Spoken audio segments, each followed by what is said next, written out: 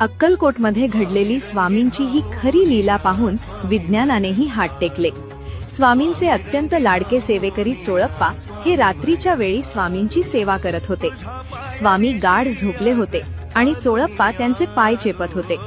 अचानक अंधारातून एक काळा कुट्ट आणि विषारी नाग सळसळत आला आणि थेट चोळप्पांच्या पायाला विळखा घालून बसला.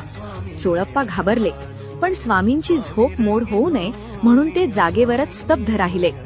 त्यांनी स्वामींचे स्मरण केले. नाग फणा काढून डंख मारणार तेवढ्यात झोपलेले स्वामी अचानक जोरात ओरडले, "अरे खबरदार, जर माझ्या भक्ताला स्पर्श केलास तर." आणि काय आश्चर्य, त्या विषारी नागाने एका सेकंदात आपली फणा खाली घेतली आणि चोळप्पांच्या पायाचा विळखा सोडून तो शांतपणे तिथून निघून गेला. झोपेतूनही आपल्या भक्तांचे रक्षण करणाऱ्या अक्कलकोटच्या स्वामींच्या चरणांत सर्व ब्रह्मांड आहे. तुमचाही या परब्रह्मावर विश्वास असेल तर कमेंटमध्ये श्री स्वामी समर्थ